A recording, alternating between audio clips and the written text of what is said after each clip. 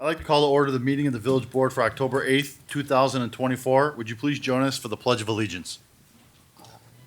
I pledge allegiance to the flag of the United States of America and to the republic for which it stands, one nation, under God, indivisible, with liberty and justice for all.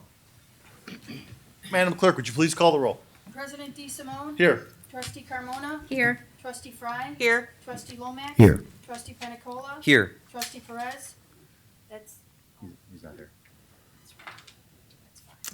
At this time, we'll move the public comment. Does anyone wish to address the board? If so, please approach the podium and state your name. Mr. Mark Kyle? Kyle, yes. Do I get all 30 minutes if I'm the only one? Good evening. I do have a quick question. It's regarding Oakdale Woods, unincorporated over in the corner there.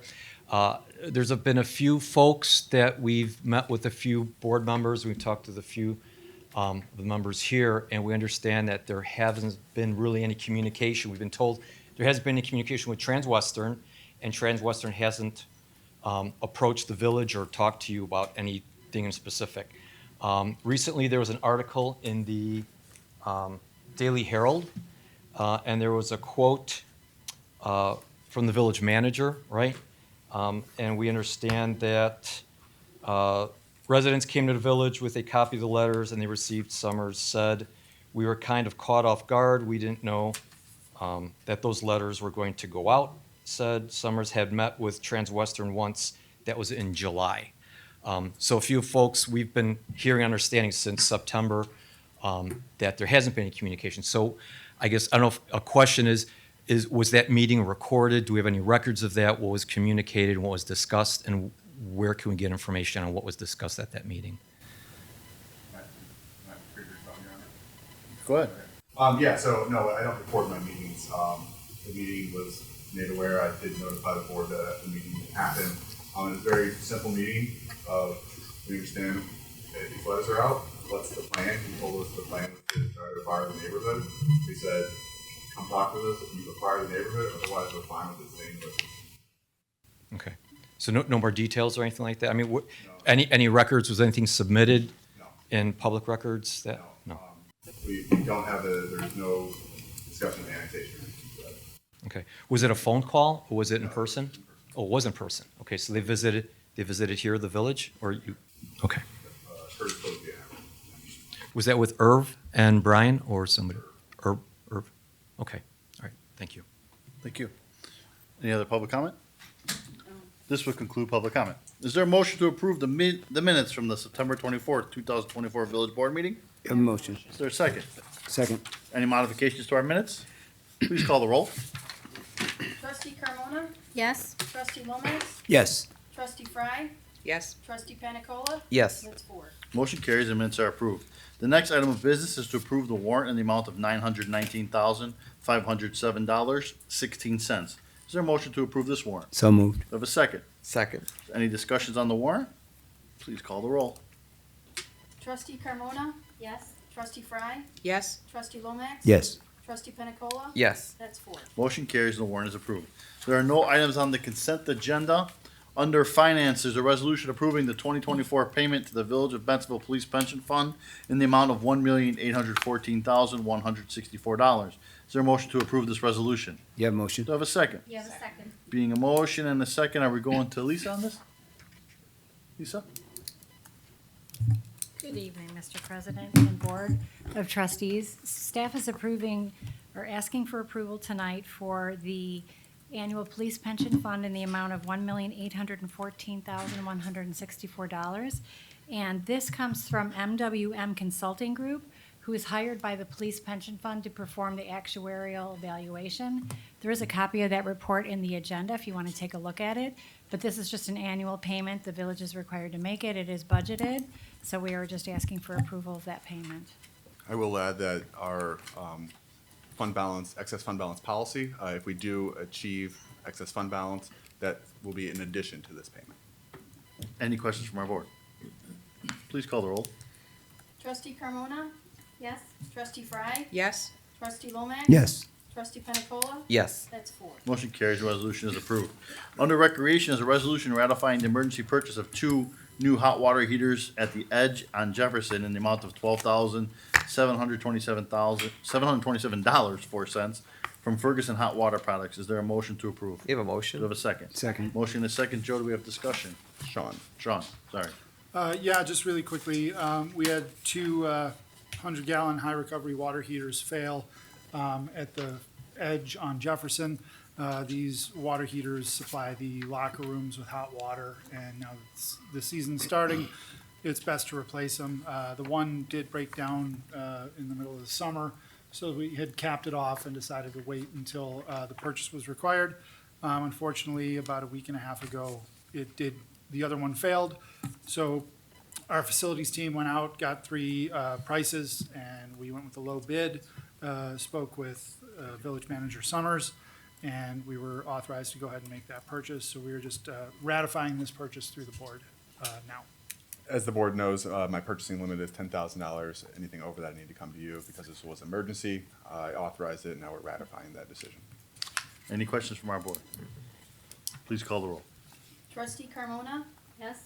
Trustee Fry? Yes. Trustee Lomax? Yes. Trustee Pena Cola? Yes. That's 4. Motion carries and the resolution is approved. Under presidential remarks, we have a proclamation recognizing the month of October 2020 for Arch DuPage. So would the deputy clerk please read the proclamation?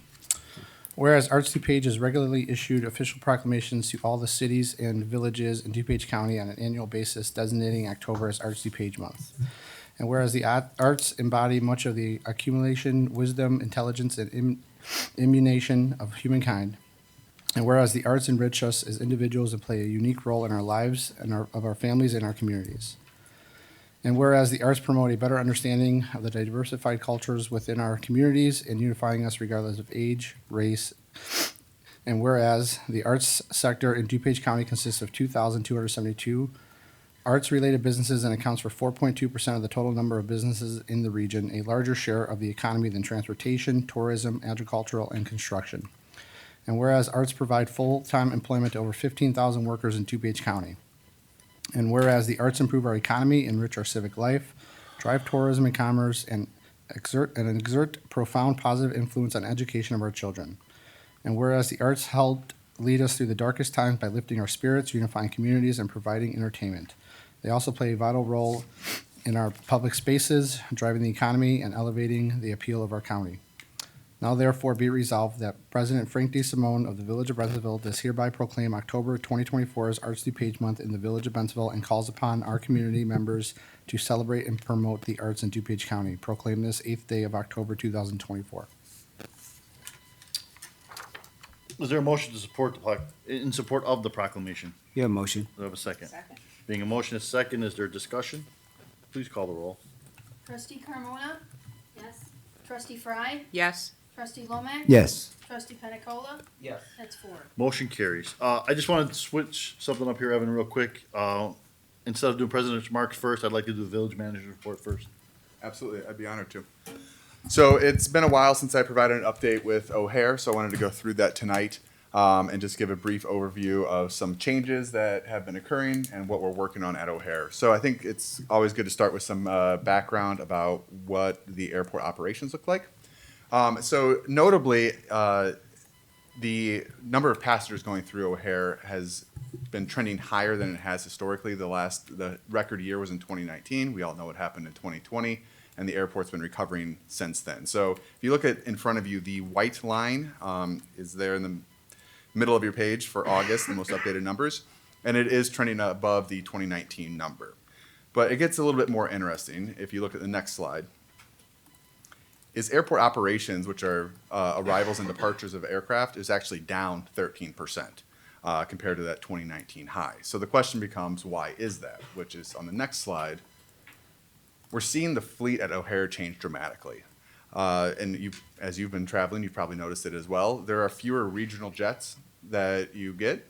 Everything is moving towards narrow bodies. So on the bottom line, the green line is the wide body. Those are the gigantic jets. Those remain pretty flat. But the red line, the narrow bodies, are taking over and getting rid of the regional jets. So that's been a decision of the airlines for cost reasons. and others. So while we're seeing fewer operations, the airplanes are getting bigger because you're not seeing those regional jets.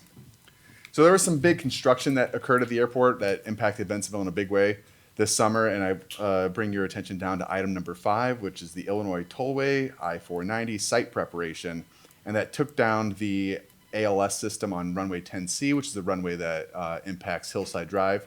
The ALS was taken down, which is the airport landing system or lighting system, which are the blinking lights that you see as you come in. Those help the pilots land. What that did is greatly reduce the number of flights on 10C. Remember at the beginning of the summer, I jokingly referred to it as a summer of love in Bensenville because we're going to see so much relief. Unfortunately, tonight I need to tell you that that construction is wrapping up, and flights, the large aircraft, will be returning to Hillside Drive in the historic numbers. So then I want to talk about some of the things that we're working on to mitigate the noise impact on Bensenville. We've been talking about Fly Quiet, which is the runway rotation plan for years. I began this journey back in 2016, and if you recall, the plan that was submitted was to rotate which nighttime runways are used. 1 week we would use the northern airfield, 1 week we'd use the southern airfield, and then 1 week we'd use the diagonal runways. So that plan was submitted back in December of 2022, and it has been a slog with the FAA. It's very clear the FAA doesn't want to review this plan and adopt this plan because it probably does set some precedents that if we can do this at O'Hare and rotate the runways, it can probably be done anywhere in the United States.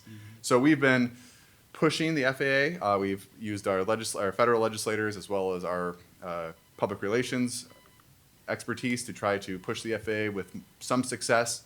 In March of this year, an MOU was signed by the FAA and CDA, Chicago Department of Aviation.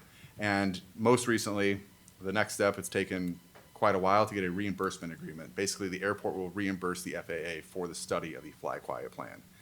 The next step is a kickoff meeting with the FAA and Chicago Department of Aviation and the aviation consultant that they've hired, Landman Brown. I'm actively monitoring that and trying to get this moving. It's taken a long time because the FAA needed to decide, was this an environmental assessment or environmental impact study? EISs are a lot more involved. I wish they would have just picked the EIS from the very beginning because we probably would be done with it by now. But it took 2 years to decide what we're doing. It's going to be an EIS, and they will be beginning that work hopefully at the end of this year.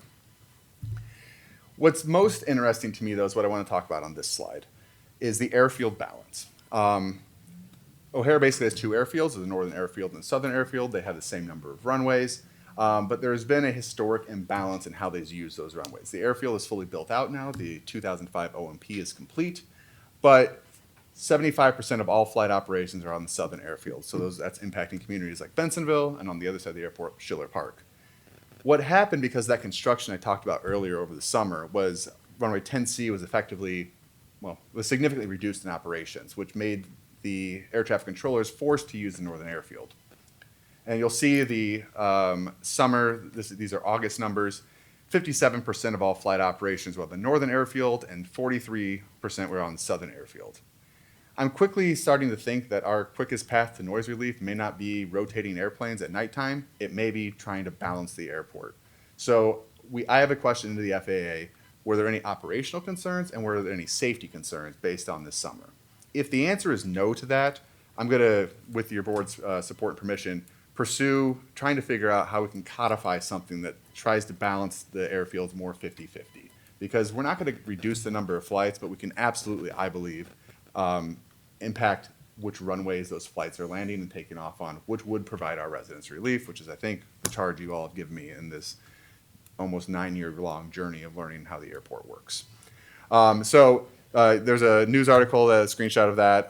That's being put on the ONCC, the O'Hare Noise Compatibilities work task for the coming 2025 year, and we'll see how it goes. I think we'll get some opposition from those northern communities that aren't being as impacted as much. Those would be our friends in Elk Grove Village and Park Ridge. And so there'll be some pushback. Those are some heavy hitters, but that's nothing we're not used to dealing with. So that's my work plan going forward. We're going to try to get Fly Quiet over the final humps and then work on balancing the airfield. We're going to continue doing sound insulation where we still have a couple homes here and there that haven't been insulated that are still eligible. But those are the 3 ways that we're trying to mitigate noise at O'Hara. Wish Trustee Franz could be here for this. She's been begging me. She's a huge advocate for the airport, but I hope she's watching at home and is able to see this report. That concludes my report, Mr. President. I think there's one more slide, if there's any questions. Any questions on the board on this one? We have a village attorney report. I have no report. I have a couple announcements. The Wilkes Family Halloween displays come to life beginning this Friday from 7 to 10 p.m. and continue every Friday and Saturday through the month of October. Please see the village website for more information. This year's trunk or treat will be on October 31st from 3 to 5 in downtown Bensonville. This family-friendly event is for children 3 to 11. Please also see the village website for more information. Halloween home decorating contest is going on now, and it's going through October 18th. Email your nominations to holidaycontest@bensonville.il.us. The winners will be announced at the October 22nd board meeting.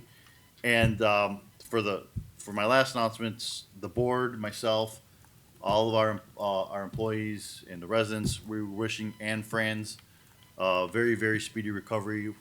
She's scheduled to go through some challenges coming up, and we have your back. We're looking forward to your return here when you're ready, and our hearts and our prayers go out to you. So speedy recovery, and get well soon. That concludes my remarks. Do we have any unfinished business come before the board today? We have none. Is there any new business come before the board today? Seeing none. Executive session? No need. Is there a motion to adjourn? There's a motion. Do I have a second? Please call the roll. Trustee Carmona? Yes. Trustee Fry? Yes. Trustee Lomax? Yes. Trustee Pena Cola? Yes. That's four. Motion carries. We are adjourned. Thank you, ladies and gentlemen.